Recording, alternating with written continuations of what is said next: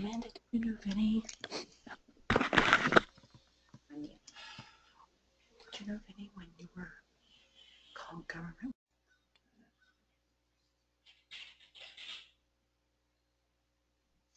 Hello and welcome to another NASSP webinar. My name is John Norai and I will be your moderator. Our topic is promoting safety, inclusion, well-being for lesbian, gay, bisexual, transgender, questioning, and gender-expansive students. As you participate in this webinar, we invite you to expand the conversation on Twitter using hashtag NASSPwebinar.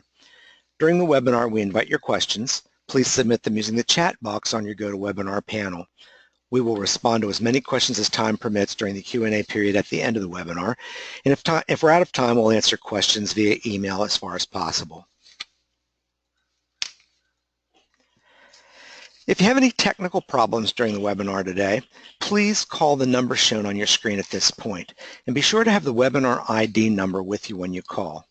If you're tweeting today's webinar, please use the hashtag NASSP webinar. And a reminder that NASSP is on Facebook at facebook.com/principles. Today's discussion is being recorded and will be available on our website tomorrow at www.nassp.org/webinar. NASSP is pleased that Dr. Vinnie Pompei, the Director of Youth Wellbeing Project at the Human Rights Campaign Foundation, has agreed to be today's presenter. One of Dr. Pompei's primary roles at HRC is to chair Time to Thrive, an annual national conference for educators and other youth-serving professionals to promote safety, inclusion, and well-being for LGBTQ youth. Before joining HRC, he served as the president of the California Association of School Counselors and spent over 10 years as a middle school teacher and high school counselor.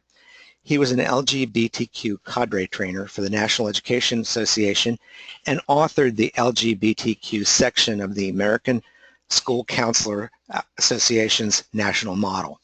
In addition, he was previously the project director for the Center for Excellence in School Counseling and Leadership and was a chapter president for PFLAG and an ambassador to the Trevor Project. In 2013, Dr. Pompei was also called to testify at a congressional hearing on school safety in Washington, D.C. In addition, he was named one of the Advocate magazine's top 40 under 40 and was honored by Equality California and selected by the National Education Association as a classroom superhero. Dr. Pompei holds 2 master's degrees in education and a doctorate in educational leadership. It's a very impressive resume indeed, Vinnie. Thanks for being with us. Thanks, I'm happy to be here. I'm going to turn the controls over to you at this point and remind you that we like to keep our webinars rather informal, so if you have a problem or if an issue comes up, please ask for help and NASSP will try to come to the rescue. You're in control of the slides now, Vinnie. Well, awesome. Thank you so much, John, for that introduction. And good afternoon, participants, and thank you for giving up your valuable time today. A few recommendations before I begin. You might want to have a notepad or scratch paper ready to jot down some ideas or notes or perhaps questions. Slides will change quickly, so I recommend using your smartphone to capture slide content, such as website or a particular resource I share. And if you miss one, not to worry. Every single link and resource that I share during today's webinar will be compiled at the end on one slide. And lastly, have an open heart and an open mind. We are all educators because we care about the overall well-being of children and youth, but sometimes our unconscious bias, our lack of comfort, or even fear can prevent us from taking the life-saving and life-changing steps our students so urgently need. So again, thank you in advance for your attention. And I think we're ready to begin. I encourage everyone to experience this webinar today with an equity lens. Although the term equality is often used in the LGBTQ advocacy work, it's not the appropriate framing when it comes to ensuring that each student has an equitable chance to achieve your school's mission and vision. Safety, inclusion, and overall well-being for LGBTQ students does not happen automatically or on its own. In fact, without actions taken by school leaders, it's likely that LGBT students don't feel safe or connected and perhaps begin missing school have little to no focus in the classroom, experience a decrease in academic achievement, and maybe even begin to consider dropping out of school. These are all risks that can be eased by you, the school leader.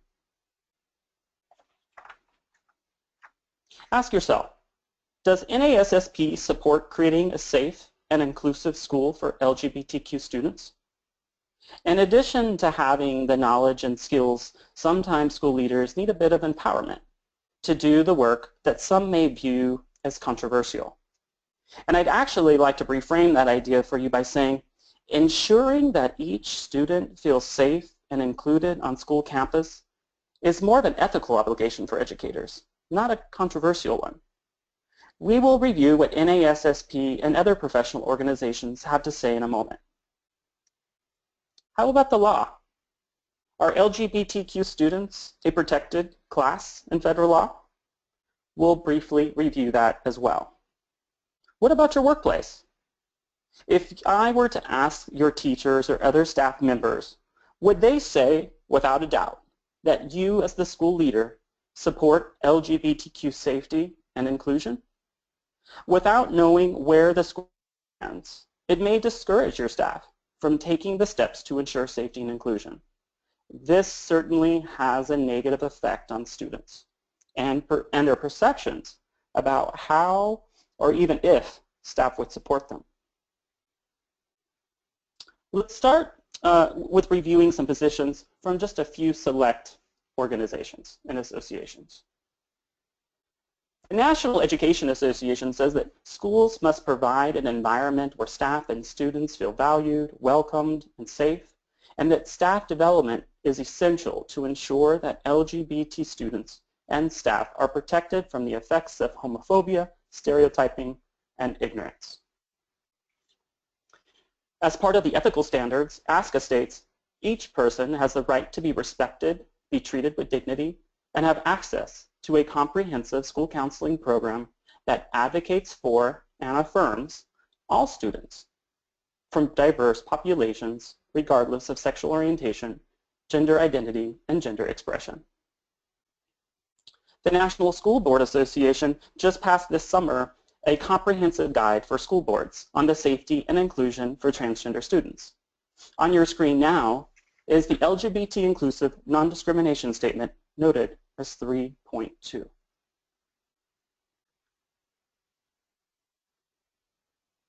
Even the National PTA recently passed a lengthy resolution on the safety and inclusion for LGBTQ students. I posted just a small excerpt from that resolution here that you can read on your own.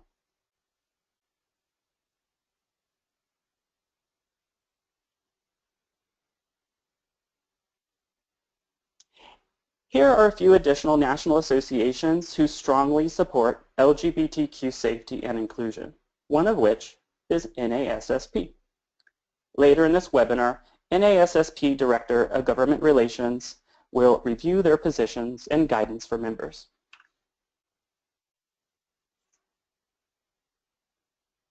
I realize that school leaders that are tuning in today are from all over the U.S. and so we'll review some federal laws that will likely be useful to everyone. Please note that many states and municipalities and even local school districts also have anti-discrimination policies that explicitly include protections for LGBTQ students and staff. Based on research, enumeration in anti-bullying and discrimination policies is best practice. Federally, Title IX has been interpreted by the U.S. Department of Education to include protections for LGBTQ students. In fact, they recently released a Dear Colleague letter to provide public schools with guidance on the inclusion of transgender and gender-expansive students. Please read the excerpt on your own and consider taking a photo of the link so that you can review this guidance at a later time.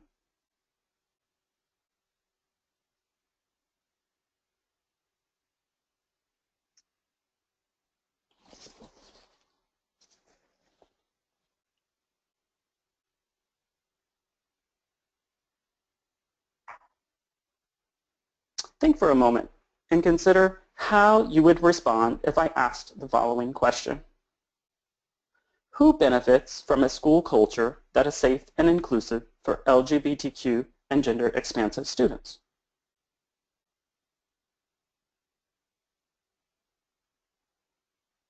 If you're thinking everyone, how so exactly? Is your school adequately and effectively addressing students who may be displaying homophobia, biphobia, or transphobia? If not, is your school truly preparing all students to be successful in the global and diverse world that we live in? Let's imagine for a moment one of your seniors. Let's call him Johnny, who is an expert at creating smartphone apps. Johnny has been known to display disagreement and even uncomfort towards students in the Gay and Straight Alliance Club, and has even made disparaging remarks about someone's religion and ethnic background. Even so, Johnny gets recruited right after high school graduation to work for a major tech company in California. Let's also imagine that Johnny's direct supervisor at this new job is a transgender woman of color. What did your school do to prepare Johnny to be successful at this new and exciting job? Is Johnny fully prepared to work with such a diverse group of colleagues? In an environment where there is no room for discrimination against LGBTQ individuals, did your school teach LGBT inclusive curricula? Did Johnny have a role model of an inclusive professional, such as a school principal, who was clearly LGBT inclusive? Or did Johnny attend a school where transphobia, racism, classism, sexism, and other isms were allowed to foster and where no PBIS or restorative justice type interventions were put into place? Each year, the Human Rights Campaign releases the Corporate Equality Index, which measures how Fortune 500 and smaller companies fare when it comes to LGBT inclusion. Each year, more and more are receiving a 100% score from HRC. Here are just a few logos of companies that received 100% score on the latest index. Note that none of these companies would retain an employee who displayed any forms of discrimination or harassment, including against someone who is LGBTQ.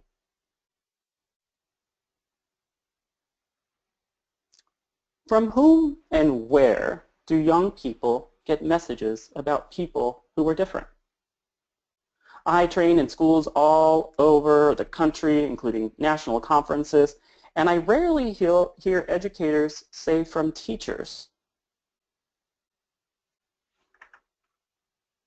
Unfortunately, with this not being teachers, can we guarantee that students are getting accurate, factual, and unbiased information about people who are different? And if not, how can we change this? Are children biased? Think about that for a moment. Are they born biased? And if not, when does this begin?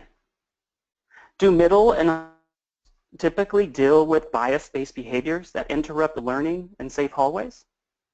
What if we started to address this early on, when bias typically is developed?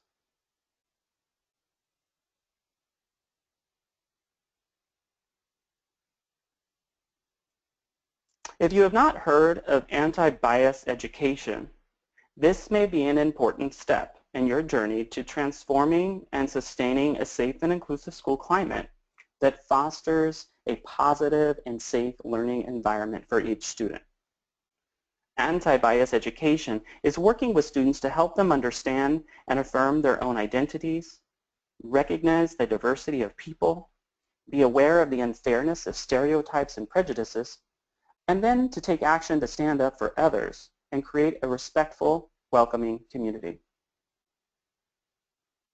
Here are two fantastic resources I highly recommend.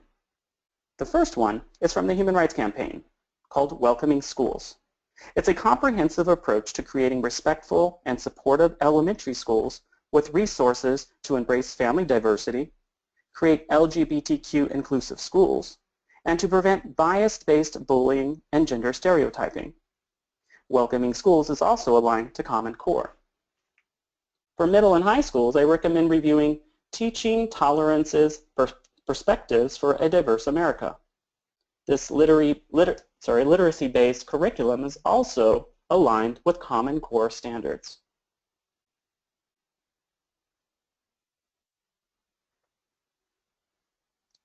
Let's now dive into some content to expand our cultural competency on LGBT individuals. Oftentimes, folks confuse or conflate the terms sexual orientation, gender identity, and gender expression. These terms and identities are important to understand as we work to advocate for change in our schools. Let's first start with sexual orientation. Here is a definition of sexual orientation from the American Psychological Association. One common misconception is that the words gay, lesbian, or bisexual mean sex, and therefore not appropriate words to use in a school. As you can see from the definition here, a person's sexual orientation also includes a person's emotional and romantic attractions. It's a person's sense of identity, which ranges along a continuum. I personally knew that I was gay at a very young age. In fact, it started with my first crush, and it was at a time that I didn't even know what sex was. And that might be the case for many of the students that you're working with.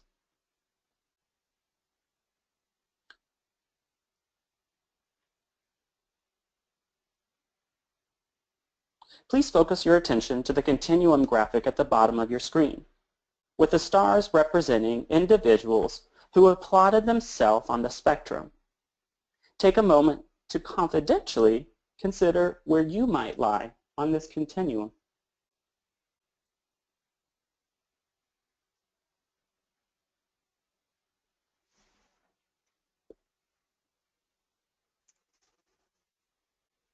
One last note on sexual orientation. All of these organizations agree with the following three statements. Sexual orientation is not a choice and cannot be changed. Sexual orientation should not be treated as a mental illness or disorder. And that sexual orientation should not be attempted to convert using therapy.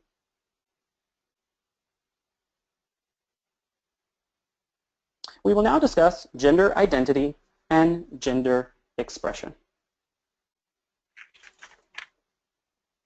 There is much diversity in the world on how individuals express their gender. Gender expression is the external appearance of one's gender identity, usually expressed through behavior, clothing, haircut, or voice, and which may or may not conform to socially defined behaviors and characteristics typically associated with being either masculine or feminine. It is important to note that one's gender expression does not inform us of one's sexual orientation or even one's gender identity. It can, however, make an individual a target for bullying or induce an overwhelming fear from being their true, authentic self. Both of these interrupt the learning process and ability to thrive. It is important that schools allow students to express their gender in ways that is authentic and true. Educators can shift the narrative by making teachable moments and creating classrooms and hallways where all gender expressions are valued and celebrated. Gender identity is the innermost concept of self as male, female, a blend of both, or neither. How individuals perceive themselves and how they call themselves. One gender identity can be the same or different from their sex assigned at birth. For example, I was assigned male at birth, and I identify as a male. Therefore, my gender identity is male. Transgender is an umbrella term for people whose gender identity and/or expression is different from cultural expectations based on the sex they were assigned at birth. Being transgender does not imply any specific sexual orientation. Therefore, transgender people may identify as straight, gay, lesbian, bisexual, etc. And again, gender identity and sexual orientation are two separate and distinct identities.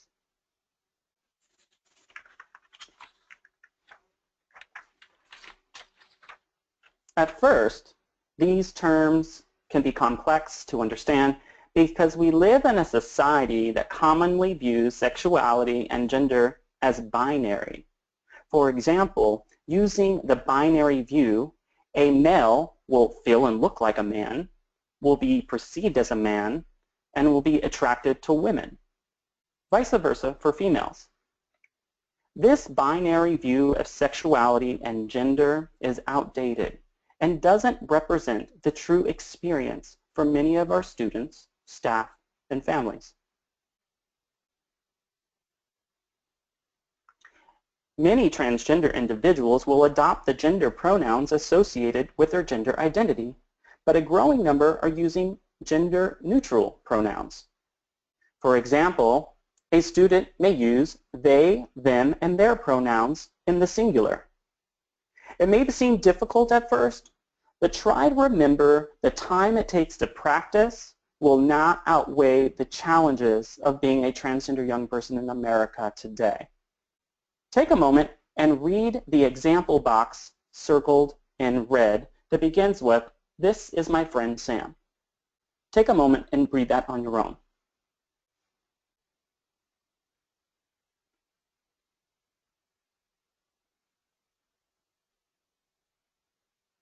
This is where one of your students, practicing on the drive to or from work or while making dinner will make you a pro in no time. More importantly, your students and fellow staff will view you as an inclusive and affirming and respectful professional. If you are a visual learner like me, you may appreciate the following diagrams that depict the various spectrums and identities and gender expressions we've discussed. The first one represents our biological sex, also known as the sex assigned at birth. Next is the continuum for gender expression, followed by gender identity, and lastly, sexual orientation. To help you better understand these continuums, I will plot a fictional high school student who we will call Sunny. When Sunny was born, the doctor assigned an M, or male, at birth. Sunny is now in high school, but has always expressed in more feminine ways. Some days she feels a little bit more androgynous, and so may make different choices in her clothing and hairstyle. Although Sunny was assigned male at birth, she identifies as a female and uses the pronouns she, her, and hers. Sunny identifies her sexual orientation as bisexual, meaning that she has the potential to be attracted emotionally, romantically, and/or sexually to people of more than one gender. Hopefully, this visual will give you a better understanding of these terms, but if not, I will provide several additional resources to expand your learning beyond this webinar.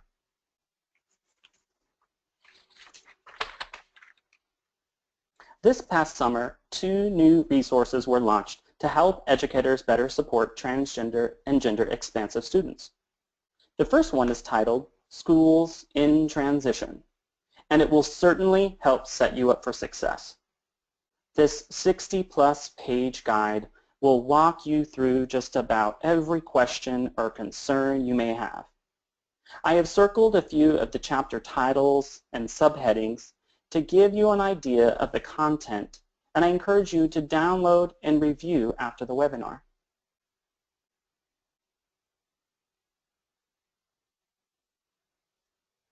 The second guide I recommend was co-produced by NASSP. This useful resource will answer many of the common questions educators have around transgender students and bathrooms.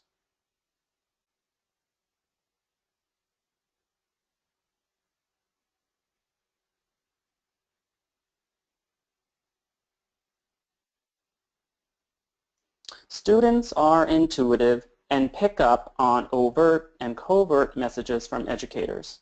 Your words or lack of words make a statement. Using LGBT inclusive and affirming language shows students, staff, and families that you are an ally. Please take a moment to review and practice on your own the better or improved statements on the right side of your screen.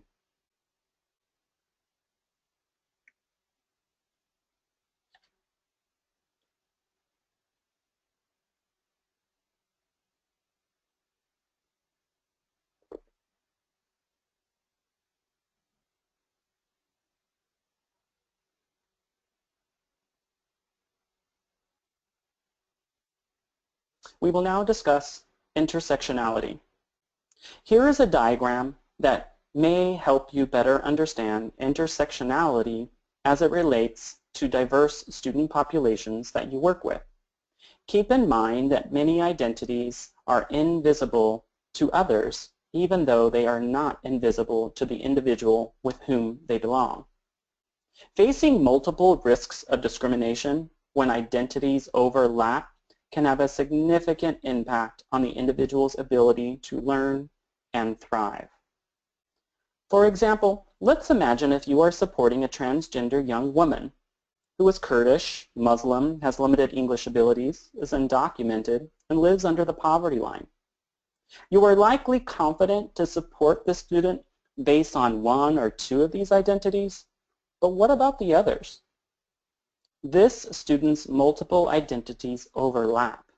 They intersect, and they are not identities the student can simply ignore. This student may be experiencing transphobia, sexism, racism, classism, xenophobia, and even other forms of bigotry while at school and while trying to stay on track to graduate. It is important to note that a one-size-fits-all approach to helping LGBTQ students is not effective. We will now review some recent statistics about the current state of LGBTQ youth. This summer, the Center for Disease Control and Prevention released the most recent YRBS data. As you can see from the data below, these are saddening results. Among LGB youth who participated in the survey, 34% reported having been bullied in school. 18% said that they have been forced to have sex. 23% reported experiencing sexual violence. 18% were subjected to physical violence from someone they were dating.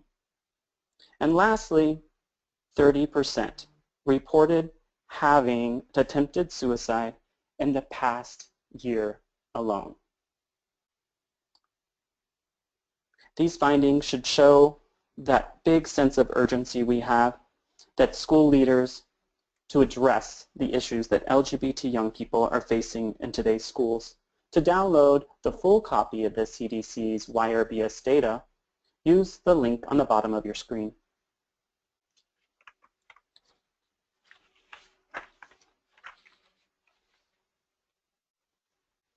In 2012, the Human Rights Campaign conducted a groundbreaking survey of more than 10,000 LGBT-identified youth ages 13 to 17.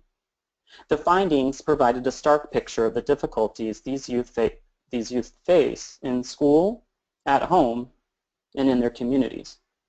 Let's go over a few of these findings now. 33% of LGBT youth reported that their family is not accepting. Please read this slide on your own about the coming out process.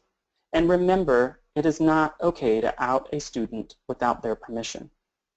It is common that some students will be out at school but not out at home. Unfortunately, too many young teens are rejected by families as a result of coming out. Many are then abused and tossed out with no place to go. In fact, research indicates that LGBTQ youth make up approximately 40% of the homeless youth population. Luckily, there are many resources to help LGBT individuals navigate the coming out process, which are all downloadable using the link on your screen. There is even a guide for allies on better supporting LGBT individuals.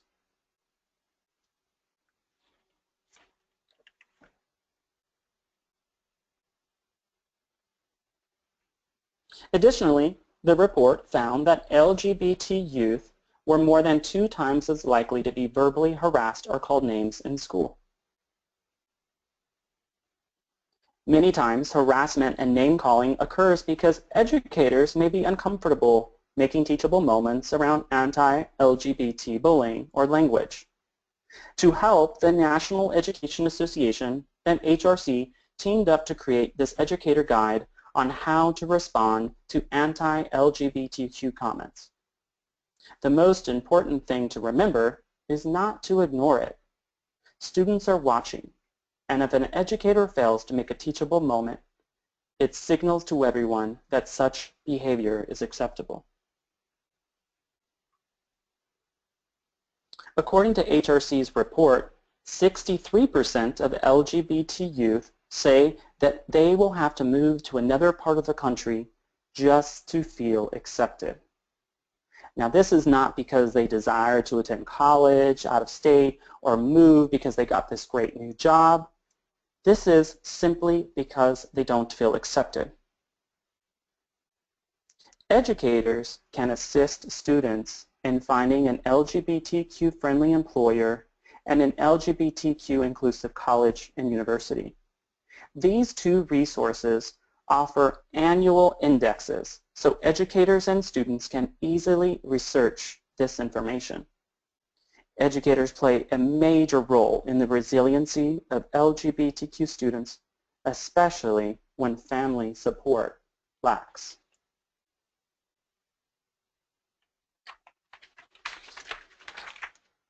Take a moment to review the Family Acceptance Project's research on the outcomes of LGBTQ young people when they are highly rejected by families. While reading the statistics, consider how educators might play a helpful role.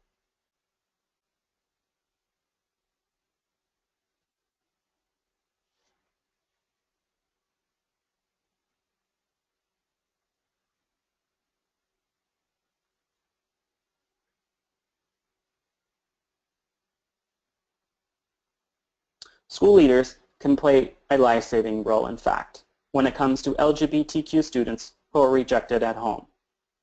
Even educators can help minimize the family level of rejection, maybe through meeting with parents, maybe by providing parents with additional resources.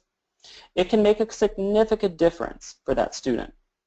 All in all, educators can assist in getting families on that journey to acceptance, which results in a student who is more likely to be successful in school.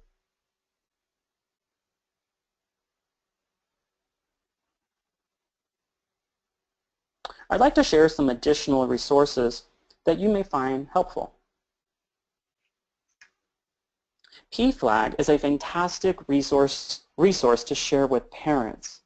They have chapters in small and big towns all across the country and host monthly support groups for parents and families who have LGBT children. You can locate the nearest chapter to you by using the link on your screen.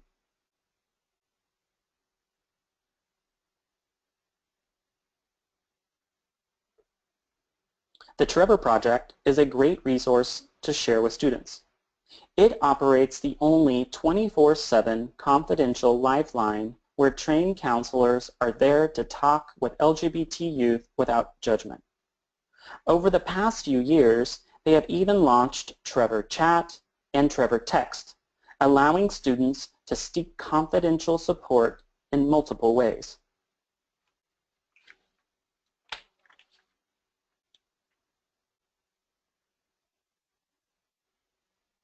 Two other organizations I'd like to draw your attention to are GLSEN and the GSA Network.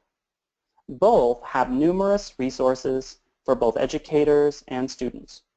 GLSEN also has a research-based school climate tool that I encourage all schools to administer as a way to track and to monitor school climate data in an LGBTQ inclusive way.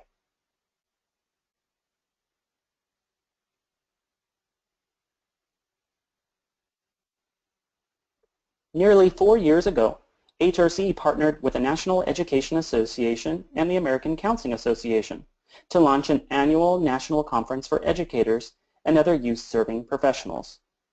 I invite you all to consider attending or sending someone from your staff to the next conference, which will be held April 28th through 30th in Washington, D.C. This one-stop shop 3-day conference will launch you as an emerging expert with tons of resources to take back to your school site. And I'm proud to say that NASSP sits on the conference host committee and even has provided the closing keynote last year.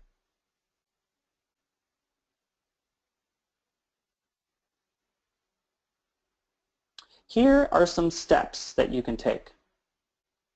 Provide training for all staff. Training decisions, when it comes from school leaders on LGBT safety and inclusion, send a strong message that you support this work. Set the tone. Become a vocal ally and create a visible, safe space in your office. Ensure that LGBTQ youth have support at home and provide parents and guardians with resources. Speak up when you hear anti-LGBT language and make it a teachable moment. Beyond that, hold your staff accountable to do the same. Update anti-bullying policies to include protections on sexual orientation, gender identity, and gender expression for both your students and staff. Again, enumeration is key here. Use LGBT inclusive language and LGBTQ inclusive curricula, such as lessons that destigmatize and that value the positive contributions from LGBT individuals in history. Use restorative justice type practices to curb bias-based bullying and behaviors. Note that zero tolerance policies do not work, and they only create other problems, such as school push-out or school-to-prison pipeline. And update your internal forms, perhaps your student and staff handbooks, and ensure that they are LGBTQ inclusive.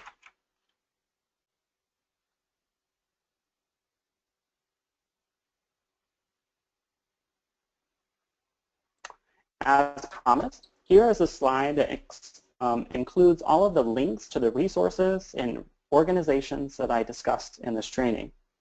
You may want to take a photo of this or snapshot it on your computer screen.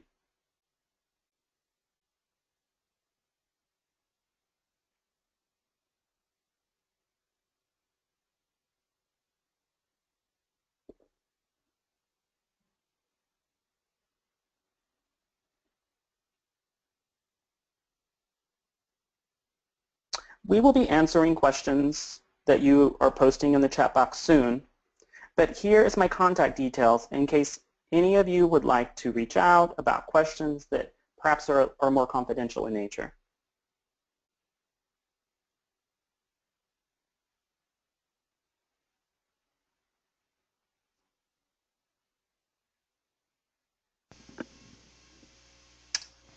And now I'd like to introduce Amanda, the Director of Government Relations at NASSP, to briefly discuss the association's recently adopted position statement supporting transgender students.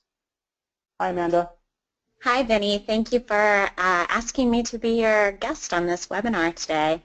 So I'm going to talk a little bit about the position statement that the NASSP Board of Directors just adopted.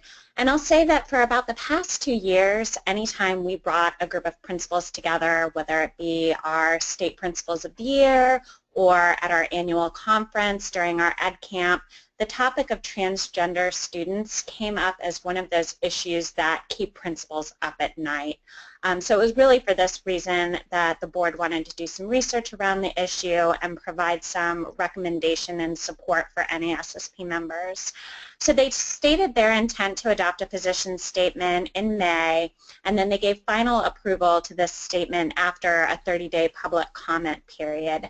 And the purpose of the position statement is long. It is to acknowledge concerns related to marginalization and institutional bias associated with transgender students, to state the association's opposition to legislation and policies that discriminate against transgender students, and to provide recommendations for federal, state, and local policymakers and school leaders on how to better support transgender students in the K-12 education system.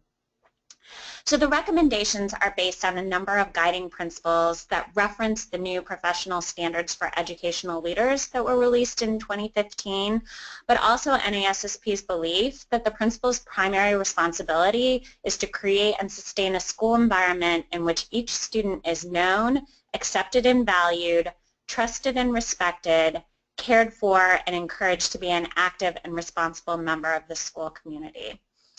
So in the position statement, we offer policy recommendations, as I mentioned, at the federal, state, and district level that we hope will help support school leaders to better support these students in their schools. We urge Congress to fully fund the student support and academic enrichment grants that are in Title IV, Part A of the new Every Student Succeeds Act, and this would ensure that schools have funding for mental health services, bullying and harassment prevention programs, and also PBIS programs. We also call for additional funding for school construction and maintenance that will help schools update their facilities so that they can have gender-neutral restrooms, locker rooms, and shower rooms for these students. And we also encourage district policies on bullying and harassment to specifically protect students based on real or perceived gender or gender identity. And can you flip to the next slide, please, Vinnie? Oh, here we are. So the position statement also offers a number of recommendations for school leaders.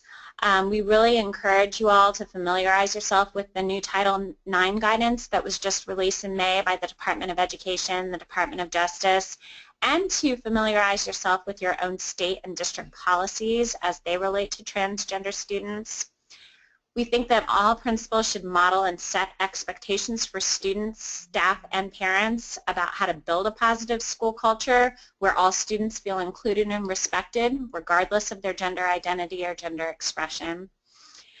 We really want you to remind your entire school community of the need to support the rights of transgender students with respect to their privacy, the use of their preferred names or pronouns, your school dress code, the use of restrooms and other school facilities, and their participation in all school activities and traditions.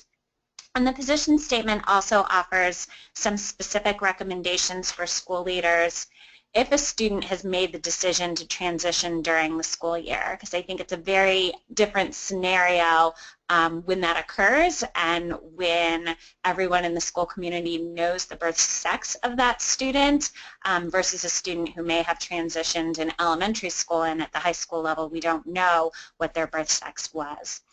So we really hope that these recommendations are helpful to school leaders as they try and do what's best for all students in their school building. And I'm happy to answer questions for our members, and I can also put our members in touch with principals who have addressed these issues and have had previous and positive experience with students transitioning in their schools. And I think at this point we'll turn it back over to John.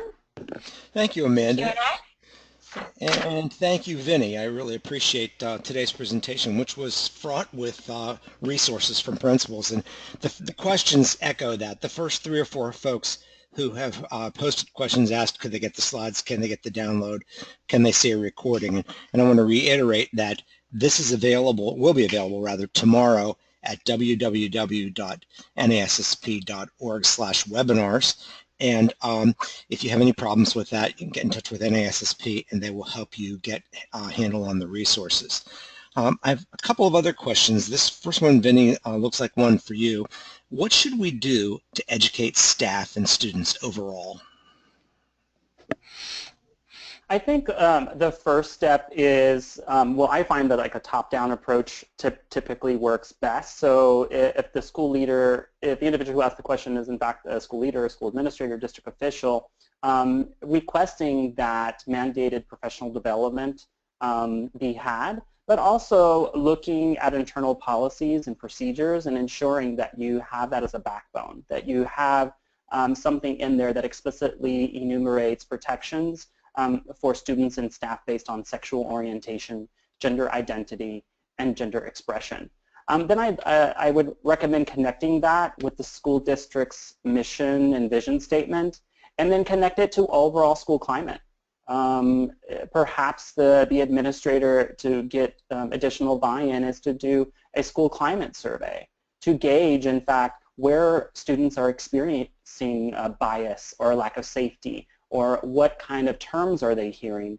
And again, as I mentioned in the webinar, GLSEN is an organization that has a kind of model set list of survey questions that is LGBT inclusive and gives a really phenomenal data, rich data that will allow you to then make adjustments and respond to that. Thank you. I have another question that I think, actually there's several questions that seem to go together. So if you bear with me, I'd like to read a three-part to you and then see where we go from there. Let me see, I'm getting lots of questions, so it just transitioned off my screen. Do we need to get parents' permission to allow students to transform by gender at school? What if a parent resists on the use of the child's birth name and pronouns despite the child's wishes? And then the other part, of course, was are we obligated to tell parents if a student is out at school but not at home? Okay, great questions. Well, first, no, you should not out a student without their permission to their parents for many reasons, one of which I discussed in the webinar, that it's really a safety issue. Unfortunately, many young people, even at the young age of 13 and 14, are rejected by family, sometimes physically assaulted and abused, and also many times completely kicked out and rejected with no place to go. And so as a safety issue, we want to work with that student to make sure that they are learning and thriving in the education system, and that involves us making sure that they feel affirmed and safe when they are at the school. Regarding the second piece of your question, I think go ahead. Shall I repeat it? Actually, it was the first question, the first part of the question. What if a student wants to go by a different, well, excuse me, I read the wrong place. What if a parent insists on the use of a child's birth name and pronouns despite the child's wishes? And then the part that goes with that is, what if a student wants to go by a different name at school to associate with their identified gender that's not their legal name? I would say refer to the U.S. Department of Education's guidance on this, and then also the two other resources that I pulled I listed the link, which is called Schools in Transition. All of this provides specific details and guidance on a student's right to confidentiality and the school's responsibility to respect and affirm a student's true gender identity at school. And so perhaps using that guidance and sharing it with teachers that, you know, we are a public school, we receive federal funding, here is the guidance from the U.S. Department of Education. We have to, students have rights, and we have to be in compliance with federal law. Thank you. Next question. How would you suggest addressing staff who have expressed concerns about gender-neutral bathrooms? I'm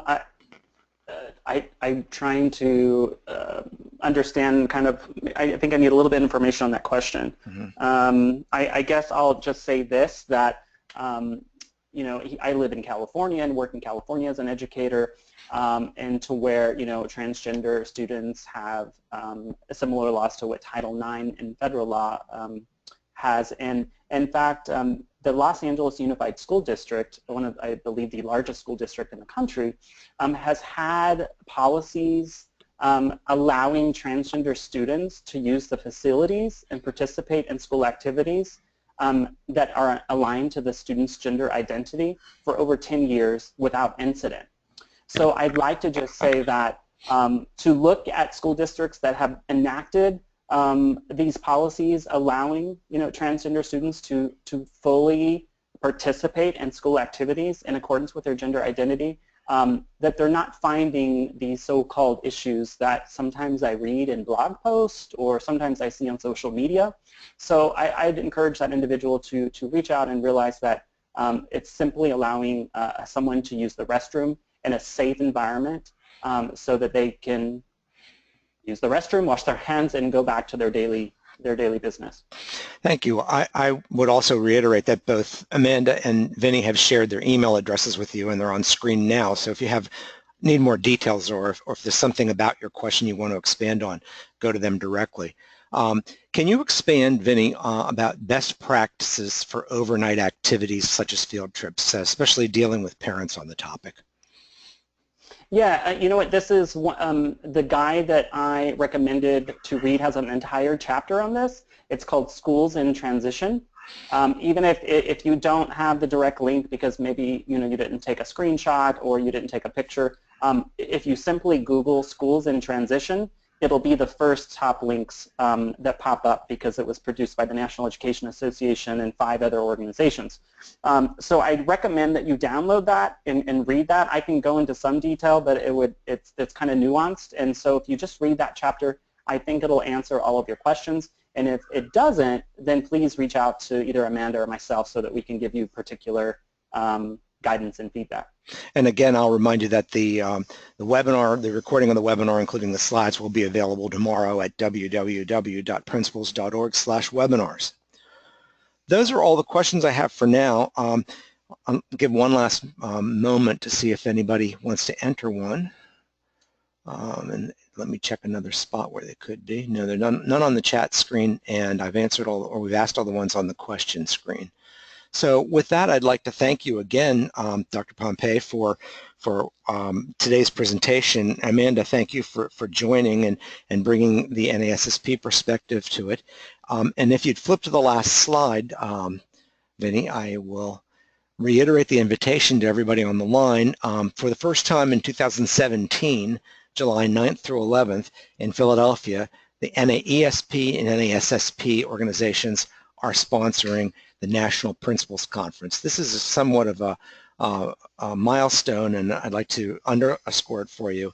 It's called Connecting Great Leaders Across All Levels.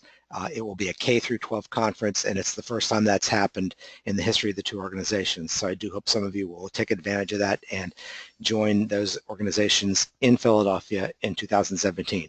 Thank you again, Vinnie and Amanda. I appreciate your time today and all the work that you put into this webinar, and to the staff at NASSP who put in lots of time and energy for webinars in general. Thank you for all that we've experienced today. Appreciate your help. Take care. Thank you, John. Have a great day, everyone. Take care.